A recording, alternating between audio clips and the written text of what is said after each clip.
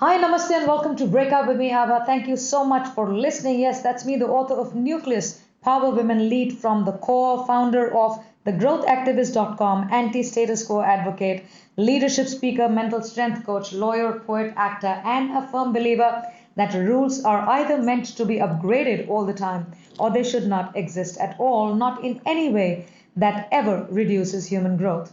This show, is committed to bring to you exceptional change makers, walk the talk human dynamos, business mavericks, thought transformers, empowered men and women who have been there and done that. And guess what? They have agreed to demystify the rules game for us so we can gear up and break out of what we find limiting and break into something what we find necessary for us. We got to start believing that there is only one rule to life, and that is that there are no rules to life. We just make them up all on the way because everything is figure outable, right? So now my guest is yet another very, very interesting gentleman. He's a leading educational consultant, motivational speaker, a multi-genre author, and he's a former teacher, assistant principal, assistant superintendent, and superintendent of schools with over 18 years of experience in the field of education. With a PhD in learning and instruction, his expertise lies in K-12 education, anti-bullying, policy, leadership, autism, curriculum development, narrative theory, and talent searches. Now that's quite a lot. So we must speak with him. He has some very interesting stuff to talk about. After serving 18 years in the educational community, he is now focused on writing, publishing, coaching, and consulting. He writes across various genres, including young adult fiction, academic research-based nonfiction, and self-improvement books. Interestingly, he has some very, very great stories to tell about how he broke out of certain things and he broke into what was absolutely necessary for him. Please welcome Dr. Rick Jetta. How are you, Rick? I am terrific. Thank you so much for having me. I'm pleased to have you here, Rick, because I was thinking of I was looking at all that you have done. You have written so many books. I'm still looking at the list of them. I may not be able to read all of them right now, but we could probably touch upon them as we talk. So you tell me, just tell us about yourself. Tell us your background. What should people know about you as a person and as an author? Well, basically, I had a failed career, and that's what began my writing journey. I taught school. I was an administrator in schools, and I went to a new position to lead a school district as a superintendent. And I met up with a group of people who were absolute nightmares, creating havoc around the school district. And it caused me so much stress that I became an alcoholic. Okay. And from there, I basically couldn't deal with the daily stressors, and I resigned from my position and sought a new career, which is where I'm at right now. Right. And you turned into an author and you are doing very well doing that. So how did that how did it strike you that this is what you want to do? I mean, why being an author? Why not something else? Well, the first thing was that I wanted to share my story with other people. Right. And I didn't necessarily think that I was going to be an author. I just wanted to use it for my own therapy, to get my thoughts down on paper. And what it turned into was, a book that I wrote to help other people with their tragedies. Right. And we all have tragedies. I mean, Right. we all have problems, and we all go through so much. And I even spoke to a woman the other day, who purchased my book. It's not out yet for another 8 days, but she purchased it hoping to help herself rid all the negative thoughts that she has about the death of one of her children. Right. And that those are powerful stories. You know, Right. we all have so many deep issues, and I just wanted to originally share my story, and then I started writing more and more and more books. Right. So I'm just now in the process of helping people with their work, writing my own work. Right. And it's been very recent as well. It's only been over the past 7 months that this has all happened. Right. So this is it's true, and I agree that there's so many things people go through in their lives, and how to redeem themselves out of that whole thing, and what they can find, therapeutic for them is something that happens with everybody differently. I think you've moved on to being an author. You're writing about your own experiences and helping others share theirs. Give me a little bit more of an insight into why people should read your books, and what should they really care about you and your books, and why would they do it, because there's so many books out there. So your story, I believe, because all of us think our story is better than the other, but I know I've gone through what you have done, so I want you to tell the listeners that this is why people should be reading your books, and it's important. Well, it's interesting because we are so attracted to celebrities nowadays, and we purchase their books and we watch TV, and then we try to gain, knowledge through really the only people we see in the media. Right. And the big difference with that is there are so many other pearls and jewels out there of Right. people's lives and things that we should know about and learn from. And basically people have come to me and they've said, we want to hear your story. It's so insane. It's absolutely crazy. And you're right around the corner from me. You're not in Hollywood, or you're not, a movie star who's untouchable. You're here, living day to day, doing things that we do, and we can relate to you. And that basically is, how do we build relationships with one another and Right. learn from each other, and not be so celebrity bound and always thinking of, well, they're on TV, so they must know so much about life, because sometimes they don't know anything. Right. That's true. And I just think people have, just everybody has vast knowledge, but it's the glorification of humans that to me is really sacrilegious. Right. Right. So I'm just I'm a regular guy. I tell a great story. I have a great story, and it's interesting to exchange those stories with people just like me who are everyday people. Right. I think everybody is. It's important to be able to inspire something in other people, and what you're doing is, in a way, very noble, because a lot of people go through so many difficulties, and if they can relate to something, and you can literally sort of, I think, through your books and through your story, you are from a distance literally hand holding them and showing them that it's possible for everyone to get out of a mess. So, what's the number one message that you want readers to remember about each of your books? Well, there's two major things. The first thing is that everyone can get through anything, Right. and that our life situation right this moment is temporary, and not to worry, because the best is yet to come. So that's one, is that there is this interconnection between mind and spirit. Right. And sometimes people, they forget about that they are interconnected, the mind and the spirit. Right. And in my writing, I connect both of those for people in a very powerful way, so that they're Right. not ignoring one side of the human spirit. True. And the thing here is, I write about God from a Christian perspective in Sutures of the Mind, Right. but one doesn't have to believe in God in order to profit from this book mentally and spiritually. Right. I mean, basically, mindfulness is a Buddhist, a core. Yes. So it for me, it doesn't matter the actual belief system of people. It's that the mind and spirit are in all of us, and we have to bridge those two things together. And Right. that's what comes out in my writing.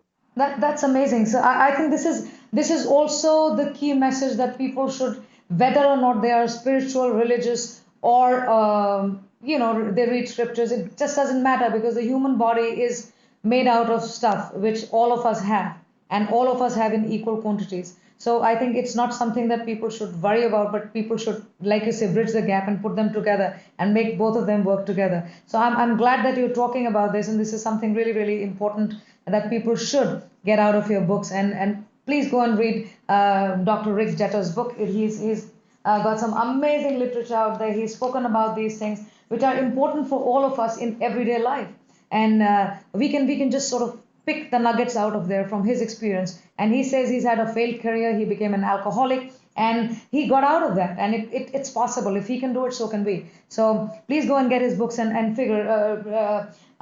Rick, would you like to tell us what book should we go and look for? It's called Sutures of the Mind. Right.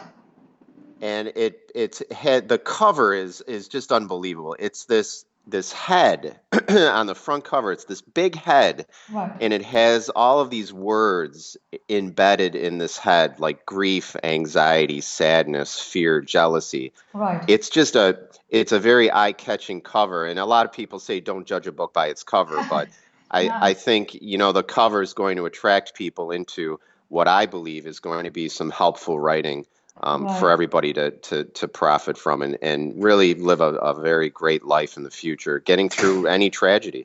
Right. So for the listeners, the book's name is Sutures of the Mind: Unleashing the Power of Mindfulness in 30 Days While Rescuing Your Spirit. Please go and take a look at the cover and also read the book, because there's some massive, massive information in there for us to pick up and hold ourselves up and pick ourselves up and still keep moving, because things are in passing, they go on, and we have to develop the courage by bridging the gap between the mind and the spirit to be able to stand up and walk again. Rick, after you hit rock bottom in your career in education, what were some of the major influences and decisions that were made for your own personal and professional comeback? Well, I decided, it all starts with the person who goes through the tragedies. So I made a decision to stay clean and never to have a drink again. And I've been very successful with that. Right. So, that is the number one thing that I did, was I had to make that decision. Right. I couldn't look backwards. And I think people sometimes look backwards instead of forwards, and that's where they start to stumble a bit. The second thing was to really embrace my family and friends. Now, I lost a ton of friends, or so-called friends, right? Right. So, I felt very alone. I felt defeated. My face was in the newspaper and on the news constantly for a period of time. Mm-hmm. And basically, I had to embrace the people who really did love me and care for me. And those were the crutches, my determination to never drink again, and embracing those who really care for me. And looking into my kids' eyes and knowing that I've got to stick around on this planet a little bit longer so I can help them through their lives. Right. So it's that embracing of what's around you and knowing who your real friends are that helped. Right. And how did you come up with this title, Sutures of the Mind? Well, it's funny that you asked that, because originally I started writing the same book. It was called Leadership Sutures, and I was only focusing in on the trials and tribulations that we face as leaders, with the stress involved. And I decided to change that and throw it right out the window, that manuscript, and I changed it to Sutures of the Mind. Right. And I related it to any aspect of anyone's life to make it broader, to help anyone, not just leaders. So the suture part is really that whole healing process of stitching up the wounds that you face. And the wounds can be physical, Right. and need bandages, but Right. the most damaging wounds are those mental wounds that we go through, and Absolutely. that's why I came up with the title. Absolutely. And this is as a first time author, because this is not something that you're doing, but you've been an educationist for a long time. Was it difficult? I mean, you didn't know about writing or publishing or anything of that sort at that point of time? I didn't know anything about it. I Right. just started writing, And then I started researching and I started to talk to people who were in the publishing business and who wrote books of their own. Right. And if you just collaborate with people and ask for help, they'll help you and they'll Right. do it for free. They're not there to drain your purse or your bank Absolutely. account. Right. Right. Um, and now I actually do that with a lot of my clients. They come and they ask me for help with putting their words, Right. to print. And it's a great experience. It's giving back to others, as others have helped me along the way. But it was brand new for me. Right. And is it like now that you've been through this whole, the gamut of even the mental sort of stress that you've gone through, or the trauma, it's almost like when I'm listening to it, could be called traumatic to a point, that you've gone through that, you've gone through extreme failure, you've gone through public humiliation, you've been disgraced. How do you now define yourself as a person that you have achieved a level of moving away from that space and achieving success in the field that you chose? I think it has to do with how someone transforms their life, right? So it's you can either stay defeated, you can either stay conquered by external forces like alcohol or grief or even forgiveness. Right. A lot of people, my biggest barrier was forgiving my adversaries. Right. And when I started writing and I started to think about, what I wanted to do to help others, I couldn't move forward at all until I made a decision to forgive my adversaries. And Right. I think that is a very uh, powerful healing process. It's a very difficult one. It was, I continue to struggle with it today. I'm not, 100% in my heart. I haven't forgiven, but I'm working on that.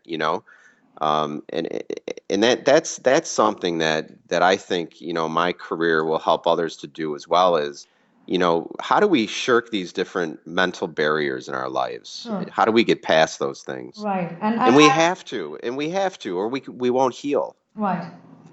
Now, I think it's a process of healing that requires to be able to move away from these things, and how we resolve it in our head and body and in our circumstance.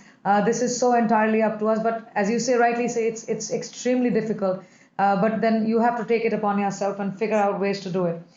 You've been through an alcohol run. So how? My dad was an alcoholic, by the way. So that's why I'm so grateful you're talking, because he passed away in 2007, and he lived in times, and he lived in India where we never used to talk about these things. It was an embarrassment to all of us, and a lot of things that we did in our life and wanted to do in our life failed thanks to that.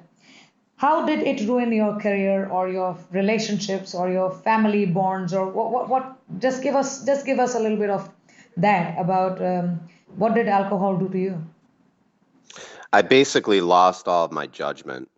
I couldn't function in the office. I couldn't function with leading people, and it led to some discrepancies with some damage that was done to my car that I never fully reported the proper way with the authorities. So, it was a difference in stories with, some damage that I did to my own car, but there was other external damage that was done by other people that I just never talked about the differences between the two different damages. Right. And from there, I just had no more judgment, and it clouded really every decision making that I needed to do as a leader. And when you are looking for a pain reliever, in a bottle, it only makes things worse. It just Right. compounds the problems. Sure. And for you to tell me your story about your father Right. and to hear that, I just think about, I wish I I met him and knew him to be able to share an experience like this, because it can be very devastating and lonely Yeah, for our family, it was. experience. It was for our family. I think we have four brothers and sisters. My mom, it damaged so many things within the family and between us.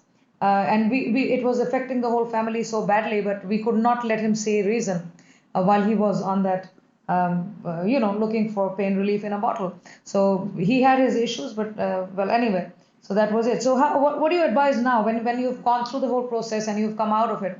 I'm grateful that you people like you are there. So what advice would you give to others for going out and grabbing their dreams? You will not be able to get any help unless you see it in yourself first that there is a problem. Because you might have dozens and dozens of people tell you that you have a problem, and if you don't recognize it yourself first, the healing cannot begin. So you have to look in the mirror. Right, I mean, we talk about breakout, right? right, The concept of your show. right. You have to literally break out of yourself and make Absolutely. a decision to look in the mirror. Right. And if you don't, you're you're not going to even begin your journey Absolutely. to heal. Absolutely. Absolutely. I think it's very important, and the theme, the idea of doing this particular show was it came up because through my coaching and through my speaking, I meet so many people across the world who are literally, finding ways to not make things happen. They will find ways to say this is not possible because of this. They already know why it will not happen, but most of them do not break into the space where they can look at themselves and look at themselves in the mirror, as you rightly say, and figure what can happen and what needs to be done. And these are all mental barriers. This is not something that they have to do. It's not outside of them. It's within them. And I've personally had massive experiences in breaking out of things. So I know for a fact that it's possible. And we have people like yourself, and we are talking today. So I know it's possible for everybody. So we are here to sort of, let everybody see it is possible. We just can't be sitting there and thinking it is not. So thank you for being there. What is on? What's coming next for you? Are there more books? Any new projects or things you're working on? Oh my gosh, this goes back to one of your other questions that I don't really think I answered, but you said, how do I decide what to write?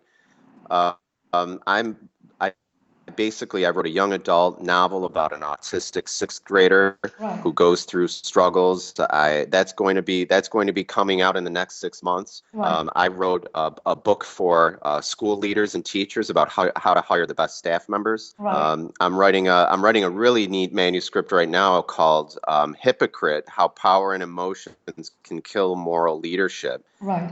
Really neat book that I've teamed up with a psychologist on, and we're going to examine hypocrisy.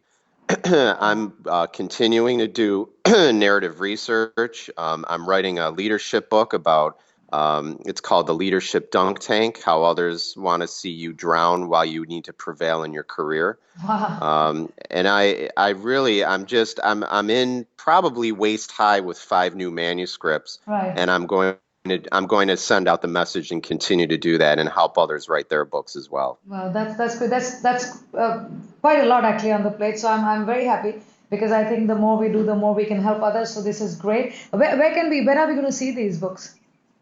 How long is it Um, from the yeah, time of but publishing? the publishing process, as you know, I mean, Right. personally, when you finish a manuscript, you usually see those books come out anywhere from 6 to 9 months from when you submit them and Right.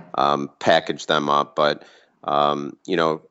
three of mine will be all out on the market by July, and the Sutures of the Mind will be released in 8 days. Oh wow. So good luck for And that. it can be purchased right now through thank you. Yeah, it's a lot of fun, and people have purchased the advanced copies already so that they show up on their doorstep Right. once the date April 1st comes. It's kind Right. of ironic that it's April Fool's Day when it's being released. I hope is it a real book? Are you playing with people? Yeah, yeah. Why April 1? Why not April 2? This could be a joke. Yeah, right, right. Anyway, I think everybody knows that this is Sutures of the Mind is coming out, and you might see it hopefully on April 1. Don't think it's an April Fool prank. April Fool's prank. So just go get your book, grab your book, and make sure it becomes a bestseller. Everybody should read it. because it's a great way by Dr. Rick Jetta, who has actually gone into the space of mind and spirit, that we all can go into ourselves in our own spaces through our own problems and through our own lives to understand how to empower our own selves, look into the mirror and figure how to do it. And that's what the book is about. So please go look for Sutures of the Mind, Unleashing the Power of Mindfulness in 30 Days While Rescuing Your Spirit. So Rick, please tell us your website address so people know where to look for you. It's very simple. It's Rick Jetter, JETTER.com. Okay, that is rickjetter.com, rickjettr.com. And you also, Rick, you have a consulting company. You said you're helping authors to be successful and fulfilling their dreams, right? So what I do, exactly can yep. people now, when they come to you, what are you offering them, and what should they expect? They're going to expect that publishers will take their manuscripts seriously. And I think that a lot of people write books, but many people don't make a decision to try to get them published. Right. And the way to get your word out and have your voice be heard is to have a book be published. Right. And, what better way to help others than to have it, be widespread and instead of just localized in your bedroom on a shelf, a dusty shelf. Right. So when people contact me through rjconsultants.org, I work with authors and writers, and I coach them through their manuscripts, and then I also put together a process for their submission packets that publishers will take very seriously. Right. So this is great. Anybody who's looking to write a book or put their ideas on paper, Rick Jeter is there to help you through he probably handhold you to understand how to get your manuscript together. He'll coach you to write it within time, and he'll help you publish it. So please go look for rjconsultants.org or rickjeter.com to find Dr. Rick Jeter, PhD, over there, and he's going to help you go out there with your message. So Rick, also you are helping people while making their own comeback, and that's through your this consulting company. What other stuff is happening out there where people can seek help from you? Well, part of it is what I can give back to the community, and I've made the decision that any royalties that I'll be receiving on my books, I will be giving based on the book. So the autistic book, I'm going to give a portion to the Autistic Society. I'd like to set up a scholarship for students who have struggled from my alma mater at my high school. So that'll be coming down the pike. Right. And again, you don't make a lot of money on books, but you spread your word, and it can lead people to want to, really get some help and get their word out as well. So it's a universal global thing. It's not, that I want to be a rich man, and it's just getting your word out. Right. So you've been through a lot, Rick. How is it now? And is it? And you're also doing a lot of other stuff now, and your plate is full with so many things happening. You're seemingly very, very busy. How are you balancing life, work, and family, and still writing and still helping everybody else? What's going on? Well, I'll give you I need help. I'll give you the breakout answer, and the in your face answer is, I don't need prescription medication anymore for anxiety and stress. I don't drink anymore. Right. I exercise. I feel at peace. I feel healthy. I feel I'm on the road to forgiveness of others who have been adversarial to me. Right. I feel great when I help others. So I think, the balance has to do with, I can't spend quality time with my family if I'm a mess myself. So, I feel that I've swept the floor and mopped up a pretty crazy puddle. And, that's how I move on, is just being at peace with myself. And again, it's that mind and spirit connection. Right. So I think this is a great way to help people, and what you've gone through and come out of is a serious breakout story for us. So thank you very much for being here. Thank you very much for sharing it with us. I think it's going to help a lot of people get out of the mess they themselves are. And what you rightly say, that you cannot spend quality time with your family or with your life or with your work if you yourself are a mess. So you got to clean up the mess yourself. You got to look into the mirror and figure out ways to get out. Dr. Rick Jetta can help you do that. So you can look for him at rickjetter.com, that is rickjetter.com, or rjconsultants.com, that is rjconsultants consultants.com, and ask him for help. He is out there to help you. He's out there to receive you. Please go up, reach out to him. He'll be more than happy to help you. So thank you very much, Rick, for being here. It's my pleasure. I want to do a quick plug for Nucleus. My wife read it, Oh, and okay, please. she Thank you. I hope.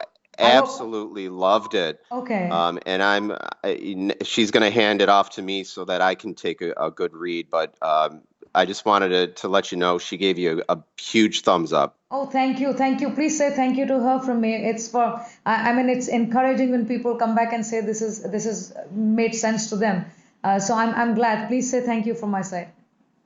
My pleasure. Very powerful. And if you read it, and if you like it too, just send me an email. Oh, you got it. I will. Oh, I really appreciate everything and for having me. thank you. It was my pleasure, entirely my pleasure. So this was Dr. Rick Jetter, the one of the leading educational consultants, motivation speakers, and now a multi-genre author, who a person who was in a total mess. He had a failed career, as he says. He became an alcoholic thanks to that, and then he had to force himself to get out of it and he did it by empowering himself rather than getting deeper into the mess. So please go look out for his book, Sutures of the Mind: Unleashing the Power of Mindfulness in 30 Days While Rescuing Your Spirit. So thank you so much for listening. See you next week. Talk to you next week, and goodbye. Remember, we got to start believing that there is only one rule to life, that we make all the rules on the way. Everything is figure out well. Bye bye.